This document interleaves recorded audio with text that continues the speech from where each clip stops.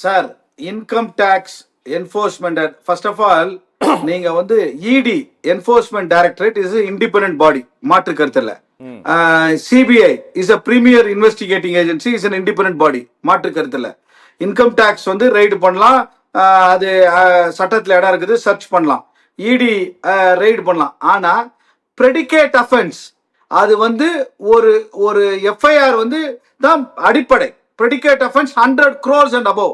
இது எந்த அளவுக்கு இவங்க மட்டமான ஒரு செயல்பாடு இந்த இடினா, டாஸ்மாக்ல ஒரு டாஸ்மாக் கடையில போட்ட ஒரு எஃப்ஐஆர், அப்புறமா ஒரு மேனேஜர் போட்ட எஃப்ஐஆர், அட்மினிஸ்ட்ரேட்டிவ் ஆபீஸ் போட்ட எஃப்ஐஆர், இந்த மாதிரி ஒரு 45 எஃப்ஐஆர் ஒன்னா சேர்த்து இதுல 100 கோடி ரூபாய் ஊழல் சொல்லி எலெக்ஷனுக்கு முன்னாடி திமுக அரசு மீது அவதூறு பரப்பதுக்காக ரைடு பண்றானுங்க.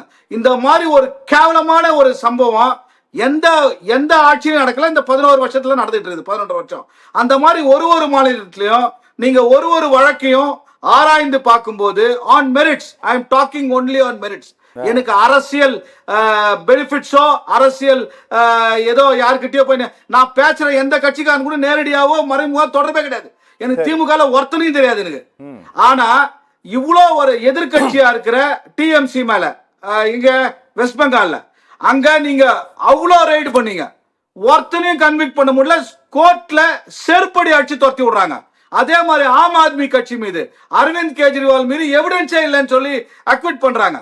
சோ இது வந்து அதான் காங்கிரஸ் தலைவர் கார்கே சொன்னாரு, they are using the institution to terrorize, மிரட்டுறது, உருட்டுறது.